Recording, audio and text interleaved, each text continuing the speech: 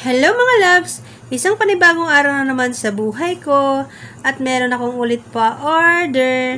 Maaga ako ulit bumangon para lutuin ang order ng aking kababatang si Cherry. Shoutout sa'yo sis!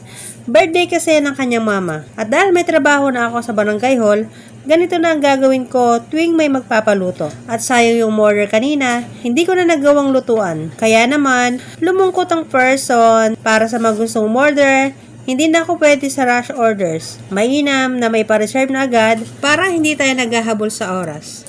Mula nang makilala ka aking mahal, hindi ako mapalagay sa kakaisip ko sa'yo. Lagi na lang ikaw ang alala ko. Kahit nasan ka man, larawan mo'y natatanaw. Maging sa pagtulog ay panaginip ka, pagkat ang nais ko sana, kapiling ka sa tuwina.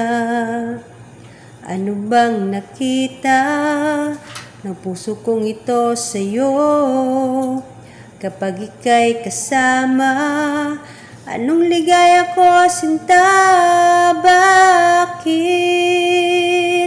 labis kitang mahal? Yakap mo'y di ko malimutan.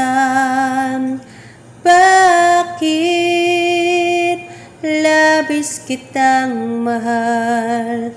Sumpa man, inibig kita.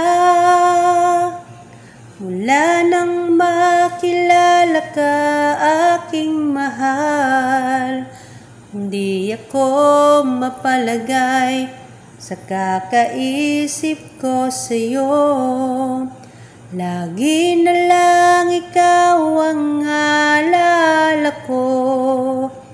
Kahit nasan ka man, larawan mo'y natatanaw.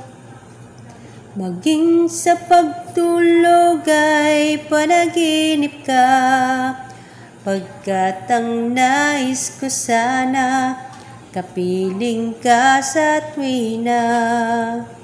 Ano bang nakita ng puso kong ito sa'yo? Kapag kita'y kasama, anong ligaya ko sinta? Bakit labis kitang mahal? Yakap mo'y di ko malimutan. Bakit labis kitang mahal? Sumpa man, inibig kita. At hanggang sa muli mga loves, salamat!